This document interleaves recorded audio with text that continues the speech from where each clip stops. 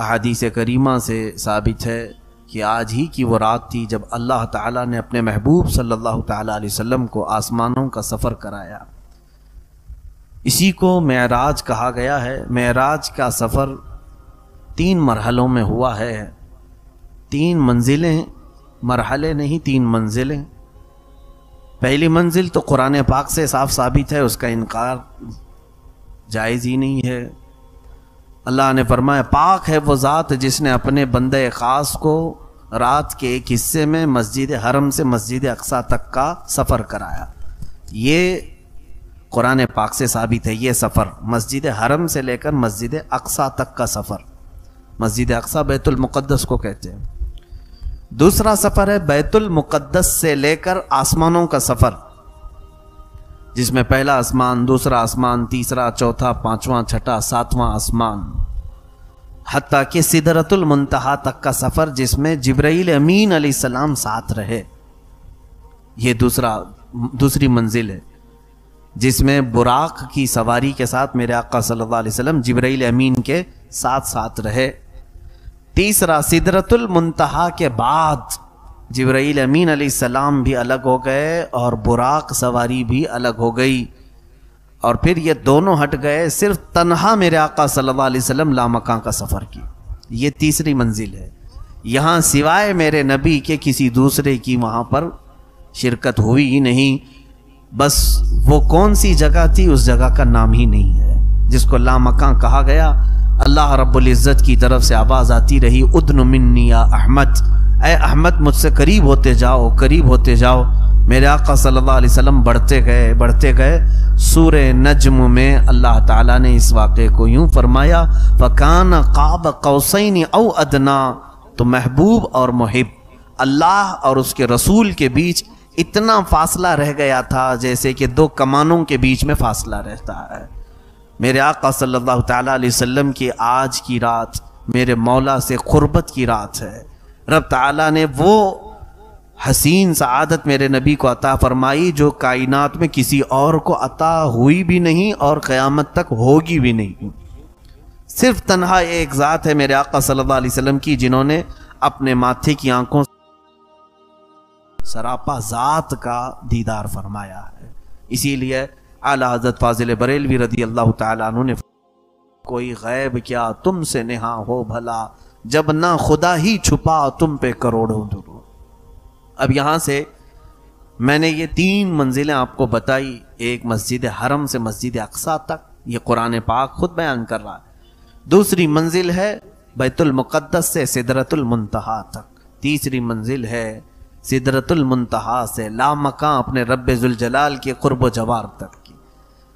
اب یہ سفر کتنے مہینوں کا تھا، کتنے سالوں کا تھا، کتنی صدیوں کا تھا، پتہ نہیں، کیونکہ ایک آسمان سے دوسرے آسمان کے بیچ کا فاصلہ ہی فرمایا گیا کہ اگر تیز رفتار کوئی سواری دوڑے تو 500 سال کے بعد پہنچے گی۔ ایک آسمان سے دوسرے آسمان کے بیچ اس طرح کے 7 آسمان، پھر اس کے بعد 7ویں آسمان کے بعد سدرۃ المنتہا، اتنی ہی اوپر۔ سدرۃ المنتہا کے بعد پھر کون سے مکانات ہیں وہ اللہ جانے اور اس کا محبوب جانے۔ پھر جنت کا اور دوزخ کا نظارہ فرمایا، عرش، کرسی، لوح، قلم سب میرے آقا نے دیدار کیے۔ اس کے بعد پھر واپس تشریف لائے۔ اللہ کے حبیب صلی اللہ تعالیٰ علیہ وسلم اسی رات کو گئے تھے، آج کی رات، اور اسی رات کو واپس بھی آئے۔ اسی لیے شاعر نے کہا ہے کہ زنجیر بھی ہلتی رہی بستر بھی رہا گرم، زنجیر بھی ہلتی رہی بستر بھی رہا گرم، تا عرش گئے پھر آئے محمد صلی اللہ علیہ وسلم۔ حضور گئے بھی اور آئے بھی۔ اے میرے عزیزو، آج دنیا تھم سی گئی ہے، اسی طرح سے میرے آقا صلی اللہ تعالیٰ علیہ وسلم جب معراج کے سفر پر گئے تھے تو کائنات جہاں تھی وہیں رکی کی رکی رہ گئی۔ کیوں؟ کائنات کی جان ہے میرے آقا صلی اللہ علیہ وسلم۔ جب جانے کائنات کو رب تعالیٰ نے کائنات سے اپنے قرب میں بلایا تو یہ جو ٹائم تھا، یہ جو وقت چل رہا تھا، جہاں سے میرے نبی گئے وہیں پر رک گیا تھا۔ اب اللہ بہتر جانے حضور کے اس سفر میں کتنے سال لگے، کتنی صدیاں لگی، کتنے مہینے واپس جب میرے آقا تشریف لائے تو جہاں سے وقت رکا تھا وہیں سے پھر چلنے لگا. اسی لیے شب معراج ایک ہی رات میں ہوئی ہے. ایسا نہیں کہ کئی راتیں اس کے لیے ہو گئیں, کئی مہینے لگ گئے, نہیں, ایک ہی. اب یہاں پر چند اعتراضات کے جوابات بھی میں آپ کو بتا دوں.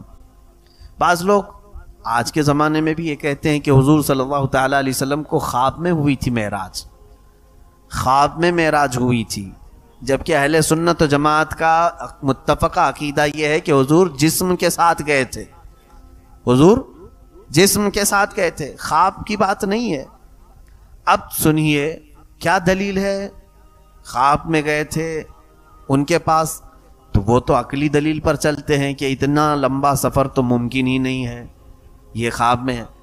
اب آپ کہتے ہیں کہ نہیں حضور جسم کے ساتھ گئے تھے, تو سب سے بڑی دلیل تو یہ ہے کہ جب میرے آقا صلی اللہ تعالیٰ علیہ وسلم اس سفر سے آئے تھے واپس, دوسرا دن آیا, دوسرے دن حضور صلی اللہ علیہ وسلم مکہ والوں کو اپنے سفر کی داستان سنا رہے تھے.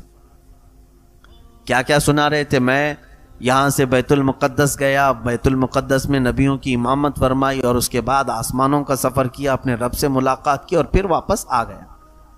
جسے ماننا تھا انہوں نے مان لیا, جسے کچھ پوچھنا تھا انہوں نے پوچھ بھی لیا, جسے نہیں ماننا تھا انہوں نے سیدھے کیا کہا, یہ تو جھوٹی باتیں ہیں, من گھڑت باتیں ہیں معاذ اللہ. تو وہاں سے کچھ لوگ اپنی بغلیں کھجاتے نکل گئے. اب سوال یہ ہے میاں, میں آپ سے پوچھتا ہوں, اگر میں خواب میں یہ کہہ دوں کہ کل رات خواب میں سعودی گیا تھا, دبئی گیا تھا, تو کیا آپ صبح میرے خواب کا انکار کریں گے؟ بھائی خواب میں کوئی کہیں پہ بھی جائے. تو مکہ کے کفار و مشرکین کو حضور اگر خواب ہی بیان کر رہے تھے کہ میں بیت المقدس گیا تھا, تو کسی مکہ والے کو انکار کرنا ہی نہیں چاہیے تھا. ان کا انکار کرنا اس بات کی دلیل ہے کہ حضور نے خواب نہیں سنایا, اپنے جسم کا سفر سنایا تھا. انہوں نے اپنے جسم کا سفر سنایا تھا. انکار ان کافروں کا اس بات کی دلیل ہے کہ میرے آقا صلی اللہ تعالیٰ علیہ وسلم اپنے خواب کی بات نہیں بتا رہے تھے. میاں تم خواب کی بات کر رہے ہو, یہ تو میرے آقا صلی اللہ تعالیٰ علیہ وسلم کو زندگی پاک میں جسم کے ساتھ ایک بار معراج ہوئی, خواب کی تو تعداد ہی نہیں کہ کتنی بار ہوئی. خود میرے آقا فرماتے ہیں کہ یطعمنی ربی ویسقینی من الجنت وانا نائم, جب بھی میں سوتا ہوں میرا رب جنت سے مجھے کھلاتا پلاتا ہے. تو میرے حضور کی ہر نیند جو ہے معراج ہے, وہ اپنے رب تبارک و تعالیٰ کے حضور پہنچتے. خواب کی بات تو ہے ہی نہیں. اگر خواب والی معراج کی بات کہیں تو حضور صلی اللہ تعالیٰ علیہ وسلم کی تو ویسے روز معراج تھی. جسم کے معراج کی بات تھی تو وہ شب معراج آج کی یہ رات 26ویں رجب کے بعد 27ویں جو شب آئی, عزیزان گرامی وقار, یہ معراج کے سلسلے میں جو اللہ تبارک و تعالیٰ نے میرے نبی کو جس شان سے بلایا, آیتیں پڑھو تو سمجھ میں آتا ہے. دیکھیں اللہ اپنے حبیب پاک صلی اللہ تعالیٰ علیہ وسلم کا کیسے سفر کا اہتمام فرما رہا ہے. پہلی تو بات یہ ہے کہ اسی رات کو کیوں ہوئی, اس کے متعلق مفسرین فرماتے ہیں کہ حضور کو آج ہی کی رات معراج کیوں ہوئی, آج اللہ نے اپنے پاس کیوں بلایا. ہوا یہ تھا کہ میرے آقا صلی اللہ تعالیٰ علیہ وسلم روزانہ اسلام کی تبلیغ فرماتے تو کوئی نہ کوئی اسلام ضرور قبول کرتا, لیکن آج کا دن پورا میرے آقا صلی اللہ علیہ وسلم کا ایسا گزرا کہ حضور کی دعوت پر ایک نے بھی اسلام قبول نہیں کیا. اور اللہ کے حبیب صلی اللہ علیہ وسلم کو سب سے بڑا غم اسی بات کا ہوتا کہ اگر کوئی ایمان نہ لائے تو حضور کو بڑی تکلیف ہوتی. میرے آقا صلی اللہ تعالیٰ علیہ وسلم غمگین ہو گئے, یہاں تک کہ اپنے گھر میں نہیں گئے, ام ہانی کے گھر گئے, دروازہ بند کیا. غم اتنا تھا کہ حضور صلی اللہ تعالیٰ علیہ وسلم کسی سے بات بھی نہیں فرما رہے تھے. کہا دروازہ بند کرو اور میں آرام کرتا ہوں. کبیدہ خاطر تھے میرے آقا صلی اللہ علیہ وسلم. جب لوگوں کو منع کر دیا, حتیٰ کہ ایک روایت میں حضرت فاطمہ کو دروازے پر کھڑا کر دیا کہ کسی کو آنے نہ دینا, کسی سے ملاقات نہیں کرنی. آج یہ رات آج میرے آقا صلی اللہ تعالیٰ علیہ وسلم غمگین ہو کر کے سوئے. میاں ہم اور آپ جب غمگین ہوتے ہیں تو سوچتے ہیں کہ کوئی تفریح کر لیں, کہیں پر چہل قدمی کر لیں, جا کر کے ٹہل کر کے آ جائیں تاکہ دل بہل جائے. لیکن اللہ کا محبوب جب غمگین ہوتا ہے تو مولا تعالیٰ ان کے دل بہلانے کے لیے سیدھے انہیں جنت کے نظارے کرواتا ہے, انہیں جنت کی طرف بلاتا ہے. آؤ محبوب, تمہارا دل آج ملول ہے, آج تمہارا غم کا یہ غم کی تمہاری کیفیت اللہ رب العزت کو گوارا نہیں ہے۔ سفر معراج پر بلایا، کس انداز سے بلایا؟ جبرائیل امین کو بھیجا، وہ بھی اس طرح سے کہ جبرائیل جا کر سیدھے جگہ نہ دینا بلکہ اپنی پیشانی محبوب کے قدموں پہ لگانا۔ حضور اکرم صلی اللہ تعالیٰ علیہ وسلم جبرائیل امین کے آتے ہی قدموں پر ٹھنڈک محسوس کیا، بیدار ہوئے، پوچھا کیا بات ہے جبرائیل، اس طرح کا آنا ہوا؟ جبرائیل امین نے عرض کیا آقا رب تبارک و تعالیٰ آپ کو اپنے قرب میں بلا رہا ہے، دعوت آئی ہے۔ اللہ کے حبیب صلی اللہ علیہ وسلم اٹھے، وہاں سے مسجد حرم میں گئے۔ مسجد حرم میں جانے کے بعد حضور صلی اللہ علیہ وسلم کا سینہ مبارکہ چاک کیا گیا، اور اس کے بعد آپ کا قلب مبارک نکال کر زمزم کے پانی سے جبرائیل امین نے دھویا، اس میں کچھ تشت سے وہ جنت سے کچھ چیزیں لائی تھی وہ انڈیل دیا۔ حضور پاک صلی اللہ علیہ وسلم کے قلب مبارک کو پھر سینے پر رکھا گیا، اس کو شق صدر کہتے ہیں۔ اور اس کے بعد پھر ایک سواری تھی جبرائیل امین جو ساتھ لے کے آئے تھے، جس کو براق کہتے ہیں۔ حضور صلی اللہ علیہ وسلم سے آپ نے عرض کیا آقا اس سواری پر سوار ہو جائے۔ کہاں کے لیے؟ کہا اب آپ آسمانوں کا سفر کریں گے، اس سواری پر سفر ہے۔ تو حضور اکرم صلی اللہ علیہ وسلم کو جبرائیل امین نے جو سواری پر چڑھنے کا عریضہ پیش کیا، یہ براق کے متعلق روایت میں ہے جہاں تک نظر جاتی ہے وہاں اس کا پہلا قدم پڑتا تھا۔ یہاں سے اگر تم آسمان تک دیکھ رہے ہو تو اس کا پہلا قدم، اس کی رفتار اندازہ نہیں کر سکو گے، کرنٹ سے بھی زیادہ تیز رفتار براق۔ اس سواری پر میرے آقا صلی اللہ تعالیٰ علیہ وسلم سوار ہوئے، اور اس کے بعد یہاں سے لے کر کے جبرائیل امین کہاں گئے؟ سیدھے بیت المقدس گئے۔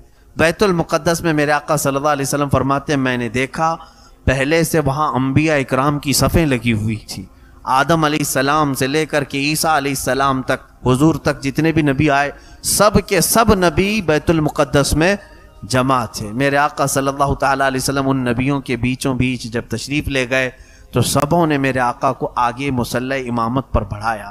اللہ کے حبیب صلی اللہ علیہ وسلم جب مصلی امامت پر کھڑے ہوئے تو حضرت ابراہیم علیہ السلام کھڑے ہوئے اور سارے نبیوں کو ایک خطبہ دیا جس میں میرے نبی کی شان بیان کی، اور اس کے بعد پھر ان کے بعد حضرت موسیٰ علیہ السلام کھڑے ہوئے، پھر اکثر انبیاء اکرام نے حضور صلی اللہ علیہ وسلم کی شان میں خطبے بیان کیے، اپنے اپنے قصیدے بیان کیے، پھر میرے آقا صلی اللہ تعالیٰ علیہ وسلم نے ان نبیوں کی امامت فرمائی، ان نبیوں کی امامت فرمائی، وہی اول وہی آخر وہی ظاہر وہی باطن، وہی قرآن وہی فرقان وہی طٰہٰ وہی یاسین۔ میرے آقا صلی اللہ تعالیٰ علیہ وسلم وہ اول بھی ہیں آخر بھی ہیں، سارے نبیوں کے امام وہی ہیں۔ عزیزان گرامی، رسول پاک صلی اللہ تعالیٰ علیہ وسلم یہاں سے پھر آسمانوں کا سفر کی۔ اتنے سے مختصر سفر کے لیے اللہ نے جو لفظ بیان فرمایا میں آپ کو اس کو بڑے پیارے انداز میں عرض کیا ہے۔ حکیم الامت علامہ احمد یار خان نعیمی رحمۃ اللہ علیہ نے 15ویں پارے کی شروع کی آیت سبحان الذی، یہ سفر کا لفظ کہاں سے شروع ہوتا ہے؟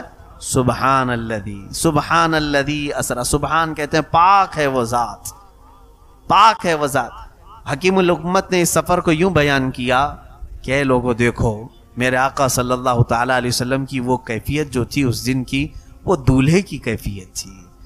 حضور پاک صلی اللہ تعالیٰ علیہ وسلم کو لینے کے لیے جبرائیل آئے، سواری بہت اعلیٰ قسم کی لائی، اور پھر غسل زمزم سے دیا آپ کے قلب مبارک۔ براتیوں کی شکل میں انبیاء اکرام کی جماعت کھڑی ہے۔ اب جب دوسرے لوگ اپنے گھر سے نکلتے ہیں، دولہا آپ بھی بنے ہوں گے، ہم بھی بنے ہوں گے، اپنے گھر سے جب نکلتے ہیں لباس پہنتے ہیں ساری چیزیں، اور شاید ہو سکتا ہے کچھ لوگ گھوڑیوں پہ بیٹھتے ہیں یا کار میں بیٹھنے کا زمانہ ہے کار میں بیٹھتے ہیں۔ اپنے گھر سے جب نکلے سواری پر تو کبھی ماں آتی ہے بلائیں لیتی ہے، باپ آتا ہے اور کہتا ہے ماشاءاللہ کیا میرا بیٹا لگ رہا ہے، نظر اتارتے ہیں۔ میرے عزیزو، وہ در یتیم میرے آقا صلی اللہ تعالیٰ علیہ وسلم جن کی والدہ ماجدہ بھی بچپن میں انتقال فرما گئیں، والد تو آپ کی پیدائش سے پہلے ہی دنیا سے پردہ فرما چکے تھے، اس رسول باوقار صلی اللہ تعالیٰ علیہ وسلم کی زندگی پاک کا آج سب سے بڑا دن تھا، جو میرے آقا کائنات کا دولہا بن کر کے میرے رب کے حضور جا رہے تھے، اور جبرائیل امین آئے ہیں، سواری براق لے کر کے آئے ہیں، اور پھر زمزم سے آپ کا غسل ہوا ہے قلب مبارک کا، انبیاء امامت کے انبیاء کرام براتی کی شکل میں کھڑے ہیں. اس وقت جب میرے آقا نے سواری فرمائی پورے دولہے کی شکل میں براق کی, تو رب نے فرمایا, دوسرے کوئی کہے نہ کہے دولہا کیا لگ رہا ہے, مولا نے فرمایا سبحان الذی اسری بعبدہ, پاک ہے وہ ذات جس نے سفر کرایا اپنے بندے. تو سبحان کہنے والا یہاں پر کون ہے؟ خود اللہ ہے. میاں ہم اور آپ دولہا بنے تو ماں سبحان اللہ کہے گی, باپ سبحان اللہ کہے گا, دوست سبحان اللہ کہیں گے. رسول پاک دولہا ہیں تو سبحان کہنے والی ذات کون ہے؟ اللہ رب العزت. میرا مولا میرے آقا صلی اللہ تعالیٰ علیہ وسلم کو اس شان کے ساتھ بلایا ہے. میں یہاں پر کمپیر نہیں کرنا چاہوں گا. حضرت موسیٰ علیہ السلام اپنے زمانے میں ایک التجا کیے تھے اپنے مولا سے, وہ بھی قرآن پاک میں ہے. 9ویں پارے میں اللہ تعالیٰ نے اس کو بیان فرمایا. انہوں نے کہا ربی ارینی, اے اللہ تو مجھے اپنا دیدار کرا دے, اپنا دیدار کرا دے. رب نے فرمایا قال لن ترانی, مولا نے فرمایا موسیٰ تو ہرگز نہیں دیکھ سکے گا, موسیٰ تم مجھے ہرگز نہیں دیکھ سکو گے. لن لفظ میں نفی تاکید کے لیے آتا ہے, یعنی ہرگز نہیں. یہ نہیں فرمایا تم نہیں دیکھ سکو گے, بلکہ ہرگز نہیں دیکھ پاؤ گے. پھر انہوں نے اصرار کیا مولا ایک بار تو اپنا دیدار کرا دے. تو رب تعالیٰ نے فرمایا ٹھیک ہے. اب موسیٰ علیہ السلام کو اللہ تبارک و تعالیٰ نے کس کی خواہش پر؟ موسیٰ علیہ السلام کی خواہش. اصرار کس کا تھا؟ موسیٰ علیہ السلام. سوال کس کا تھا؟ موسیٰ علیہ السلام. رب تعالیٰ نے فرمایا آؤ کوہ طور پر. کوہ طور پر, طور ایک پہاڑی ہے, اور فرمایا فخلع نعلیک, پہلے اپنی چپلیں اتارو نیچے, اپنی نالین اتارو, انک بالوادی المقدس, تم مقدس وادی پہ آ رہے ہو. تو اللہ رب العزت نے بلایا آسمانوں کوہ طور پر. جب موسیٰ علیہ السلام کوہ طور پر پہنچے تو رب تبارک و تعالیٰ کو اپنا دیدار کروانا تھا نا, ان کی خواہش تھی, ان کا سوال تھا.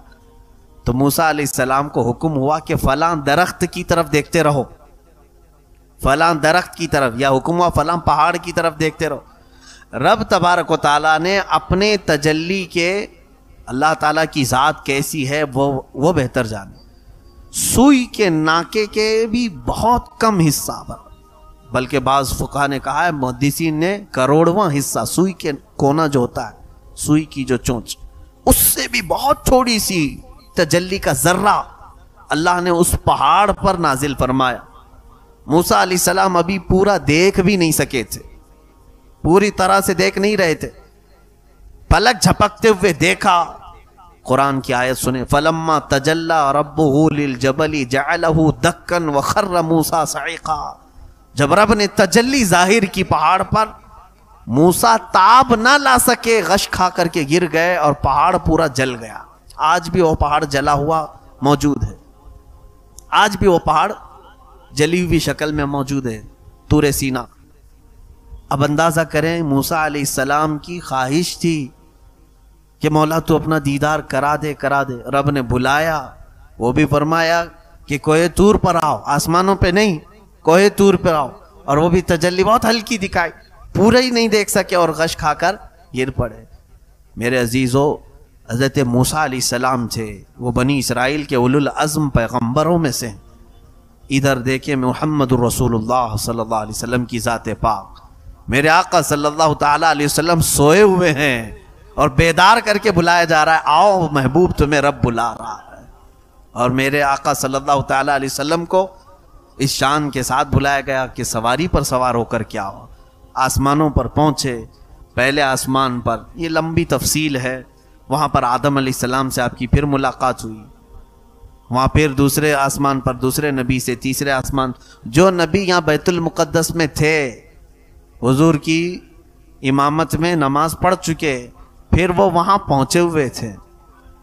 اب ایک سوال آتا ہے کہ آپ کہتے ہیں کہ بیت المقدس میں حضور نے سارے نبیوں کو نماز پڑھائے, اور پھر یہاں سے نکلے, پہلے آسمان میں آدم علیہ السلام سے ملاقات ہوئی, دوسرے آسمان میں نوح علیہ السلام سے, تیسرے آسمان میں ادریس علیہ السلام, چوتھے آسمان میں حضرت یوسف علیہ السلام, تیسرے آسمان میں, چوتھے آسمان میں عیسیٰ علیہ السلام. اس طرح انبیاء اکرام سے ملاقات کرتے رہے.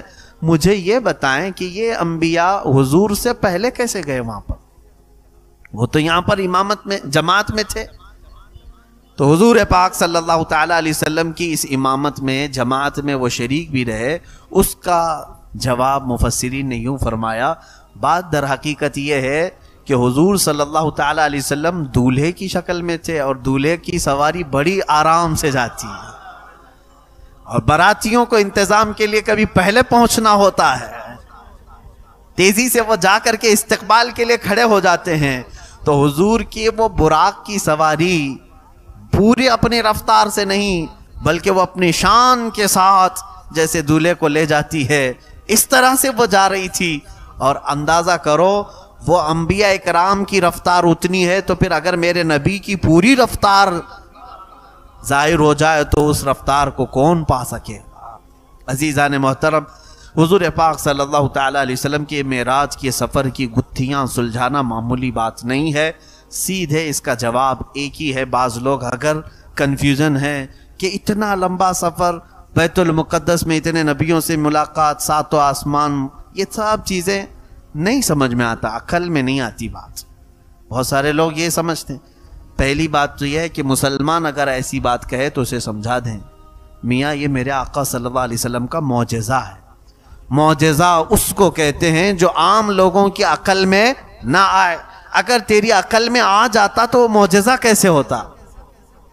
حضور صلی اللہ تعالیٰ علیہ وسلم نے انگلی کے اشارے سے چاند کے ٹکڑے کی، یہ تیرے ذہن میں آ گیا؟ سمجھ میں آیا؟ کوئی کر سکے گا؟ حضور نے ڈوبے ہوئے سورج کو پلٹایا، کیا یہ تمہاری سمجھ میں آ گیا؟ حضور صلی اللہ علیہ وسلم نے اپنی انگلیوں کے بیچ سے پانی کے فوارے جاری فرمائے، کیا یہ تمہاری سمجھ میں آ گیا؟ تو جب یہ معجزات سمجھ میں نہیں آئے تو معراج کیسے سمجھ میں آئے گی؟ یہاں پر صرف صدیق کا وہ ایمان چاہیے. حضرت ابوبکر صدیق رضی اللہ تعالیٰ عنہ کو جب حضور صلی اللہ علیہ وسلم نے یہ سنایا، میرے عزیزو، حضور سیدنا ابوبکر صدیق نے حضور سے پہلے نہیں سنا اس واقعے کو، ابو جہل سے پہلے سنا انہوں نے.